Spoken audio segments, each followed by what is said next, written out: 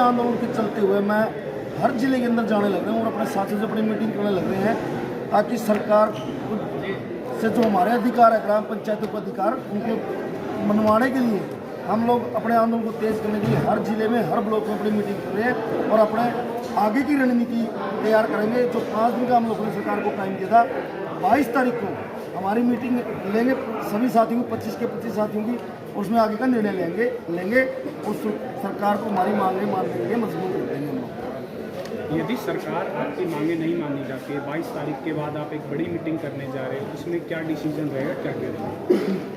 हम उसके अंदर डिसीजन उसी दिन लेंगे सभी साथियों से सलाह मशवरा करके, लेकिन हम सरकार को हमारी मांगें मानने के लिए मजबूर कर देंगे।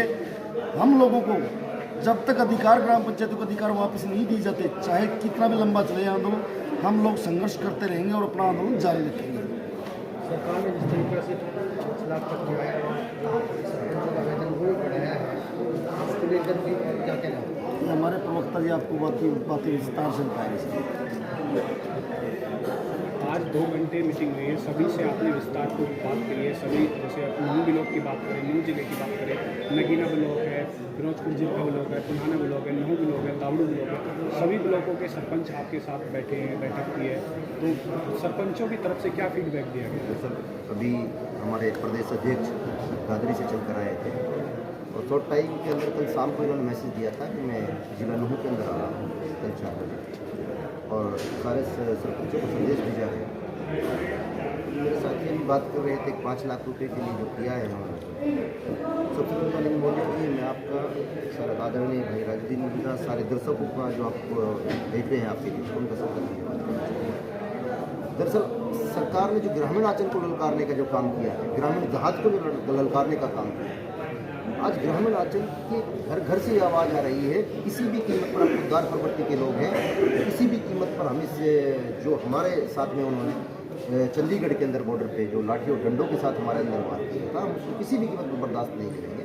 हारे हुए जो अपोजिशन के सरपंच थे, वो आज हमारे साथ कंधे से कंधा मिलाकर संघर्ष में भागीदारी व्यक्त करा रहे हैं कि हमें ग्रामीण आंचल को किसी भी कीमत पर जाना है। सरकार की जो मंशा है, जो सरकार आज काले कानूनों को हमारे ऊपर थोपना चाहती है, चाहे राइट टू रिकॉल का मामला हो, गाँव के अंदर अमन खराब करने की बात हो, चाहे ई-टेंडिंग का मामला हो, अनेकों काम आपके सामने धरातल पर।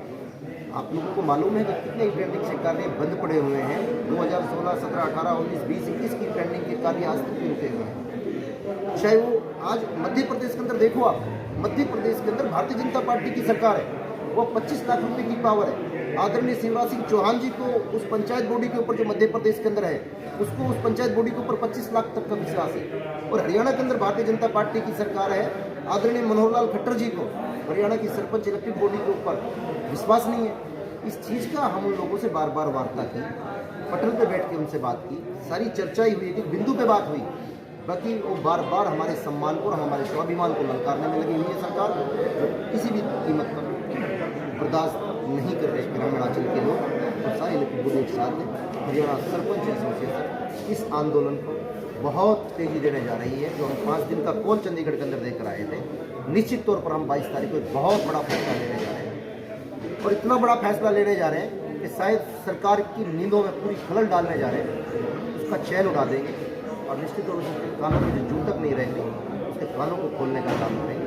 आज हरियाणा प्रदेश के ग्रामीण आंचल की वजह से वो लोग चंडीगढ़ बैठे हुए लोग हैं। उन लोगों को चुनकर इसलिए भेजा है हम लोगों ने, तो गाँव के अंदर नई नई व्यवस्था स्थापित करें, गांव के अंदर नए नए आयाम स्थापित करें, गांव के अंदर एक देश तैयार करें, गांव की समस्याओं से वो लोग अवगत होते हैं। आप लोग चंडीगढ़ जाओ और गांव देहात की आवाज़ उठाओ, वो लोग वहां बैठ करके इस तरीके से काले कानूनों को रोकने का काम करें कि कानून बर्दाश्त नहीं है। जो सरपंच है ये तो विपक्षी मिल गए नहीं, निश्चित तौर पर बिल्कुल ठीक है। हमारा जो आंदोलन है, आपकी बात बहुत अच्छी है, बिल्कुल निश्चित तौर पर मैंने भी डिबेट सुनी है सरकार की, सरकार इस बात को कह रही है। बाकी ये जो आंदोलन है नॉन पॉलिटिकल आंदोलन है, हमने किसी नेता, किसी पार्टी के सदस्य को अपने स्टेज पर नहीं चढ़ने दिया। अलग बात है कि वो हमारे आंदोलन के अंदर आ गया तो हमारा दायित्व और हमारी जिम्मेदारी बनती है। हम बड़े दिल वाले लोग हैं, हम ग्रामीण देहात से ताल्लुक़ रखने वाले लोग हैं, हम उन गलियों से ताल्लुक़ रखने वाले लोग हैं जहाँ प्यार और मोहब्बत बंटने का काम होता है, जहाँ जोड़ने का काम होता है, तोड़ने का काम नहीं होता। हम उस देहात से ताल्लुक़ रखते हैं कि वो हमारे आंदोलन में आ रहे हैं, क्या हम उनको वहाँ से भगाने का काम करेंगे? ये हमारा स्वाभिमान नहीं कहता, ना हमारे संस्कार इस बात को कहते। इसलिए जब वो हमारे पास आते हैं तो उनका सम्मान करते हैं, वरना न्योता देके हमने किसी पॉलिटिकल आदमी को अपने आंदोलन के स्टेज पे नहीं बुलाया। कितने संगठन आपके सरपंच संगठन? Only for Haryana sarpanch association एक ही एसोसिएशन है, एक ही एसोसिएशन है, पूरी संगठित है, पूरे हरियाणा प्रदेश के सरपंच। मैंने ये भी कहा है मुख्यमंत्री, आदरणीय मुख्यमंत्री से मैंने ये भी कहा था कि आप एक हॉल के अंदर बैठा कर प्रदेश के सारे सरपंच, आप बोलते हो कि 5200 सरपंच हमारे साथ हैं, देवेंद्र बबली बोलता है कि 4000 सरपंच हमारे साथ हैं, उधर 4000 सरपंचों के खिलाफ मुकदमा दर्ज हो जाता है चंडीगढ़ बॉर्डर के ऊपर। मैंने कहा कि आप एक बाउंड्री के अंदर ला करके ओनली फॉर सरपंचों को अपने अंदर बुला करके, एक हॉल के अंदर बुला करके सहमति और असहमति का आप वोटिंग कराने का काम करें, आपके सामने आ जाएगा। वोटिंग गुप्त होनी चाहिए, सहमति और असहमति की वोटिंग गुप्त होनी चाहिए। ये पता नहीं होना चाहिए कि ये राजुद्दीन वोट डालने जा रहा है, ये किसकी डालने जा रहा है। जिस तरीके से लोकतंत्र में हमें अधिकार मिला हुआ है, आपको पता पड़ जाएगा। सहमति और असहमति दोनों की वोटिंग कराएं। एक भी सरपंच उन लोगों के साथ नहीं है, जो लोग उनके साथ जुड़े हुए हैं, उनकी कुछ मजबूरियां होंगी, उनकी परिस्थितियां कुछ इस प्रकार की हैं, वो लोग उनके साथ जुड़े हुए हैं। बाकी जब उनके दिल से पूछा जाता है, वो लोग कोसों दूर उन लोगों से हैं और बार बार ये कहते हैं समय आने दो, इसका जवाब समय आने पर देंगे। आज कितने सरपंचों ने भाग लिया? आज 325 सरपंच जिले के हैं, 317 सरपंच यहाँ मौजूद थे। ये अपने आप में एक ऐतिहासिक बात है कि 325 सरपंचों में से 317 सरपंच यहाँ मौजूद थे। बाकी वो सरपंच जो बाकी बचे थे, वो भी किसी न किसी कार्य से अपने काम में व्यस्त जो नहीं आ पाए, उनकी कुछ मजबूरियाँ थी, वरना वो भी यहाँ उपस्थित रहते। और अभी बेरी ब्लॉक से कल हमारे आदरणीय प्रधान जी आए थे, कलानौर से हमारे आदरणीय चुन्नीलाल जी, आदरणीय भाई होटल के हमारे ब्लॉक प्रधान, आदरणीय सुंदर सरपंच साहब, आदरणीय हमारे जिला से बहुत ही संघर्षशील साथी, स्टेट बॉडी के अहम सदस्य हैं भाई मनोज जी, सारे साथी आए हैं, सारे साथी बहुत संघर्षशील। और जो हमारी स्टेट बॉडी की टीम है अलग अलग जिलों में घूम रही है, कोई साथी रेवाड़ी है, कोई महेंद्रगढ़ है, कोई अलग अलग समय घूम रही है। निश्चित तौर पर ये आंदोलन एक क्रांति का रूप लेने जा रहा है, बहुत बड़ी क्रांति का रूप लेने जा रहा है। निश्चित तौर पर हम जीत कराएंगे। ग्रामीण आंचल की नजरें स्टेट बॉडी पर लगी हुई हैं, उनको जीत का सेहरा ग्रामीण आंचल के सामने पड़ जाएगा। ना आपको ऐसा तो नहीं लग रहा कि जैसे अन्य और ट्रेड यूनियन है प्रदेश में, अगर उनका सहयोग मिल जाए तो आपकी लड़ाई और मजबूत हो जाएगी? निश्चित तौर पर सारे सहयोग देने के लिए तैयार बैठे हैं। किसान की बात हो, चाहे वो व्यापारी की बात हो, चाहे खापों की बात हो, सारे तैयार बैठे हैं। बाकी हमारा परिवार इतना बड़ा है, हमारा ही परिवार इतना बड़ा है कि हमें जरूरत नहीं पड़ती। जिस दिन चंडीगढ़ के अंदर हम लोगों ने विधानसभा के घेराव का पोल दिया था, और जिस दिन हम 17 तारीख को चंडीगढ़ पहुंचे थे, आप मानोगे नहीं, लोगों को फोन कर करके रोकने का काम किया था। 50,000 की तादाद में लोग चंडीगढ़ के अंदर विधानसभा का घेराव करने पहुंचे थे, और हजारों की तादाद में लोग रास्ते में रुके हुए थे। बाकी लोगों को कंट्रोल करना भी हमारी जिम्मेदारी है, हमारा अपना मामला है। सरकार की ओछी मानसिकता आप लोगों के सामने थी। चंडीगढ़ बैरिकेडों के पास में रूल से अलग हट करके सामने भेजा हरियाणा पुलिस को हमारे सामने भिड़ाने के लिए। बाकी हम उस प्रवृत्ति के लोग हैं, उस स्वाभिमानी लोग हैं।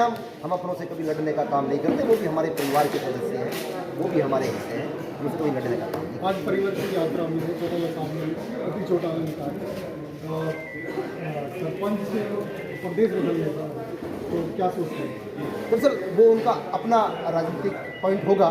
बाकी हम तो इतना कहना चाहेंगे, उन्होंने अगर सरपंच हित के लिए बात की है तो मेरे साथी सरपंच हैं, वो समझते हैं भली भांति कौन हमारे हित की बात कर रहा है, कौन हमारे अनहित की बात कर रहा है।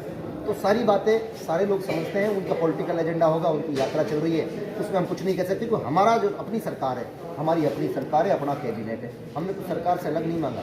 हम सरकार से 29 अधिकार 73वें संशोधन 11वीं सूची के अंदर जो हमारा राइट है, केंद्र सरकार ने जब हमें वो दिया हुआ है राज्य सरकार को, तो राज्य सरकार धरातल पर क्यों लागू नहीं करती, उसे लागू करना चाहिए। और प्रदेशों के अंदर लागू है, यहाँ लागू क्यों नहीं है? इन बातों के ऊपर हमारी सरकार से, हमारा सरकार से न टकराव का मामला है, न सरकार से हमारी, हमने बार बार वार्ता की है, आगे भी हम वार्ता के लिए तैयार है। जय हिंद, 哎 धन्यवाद।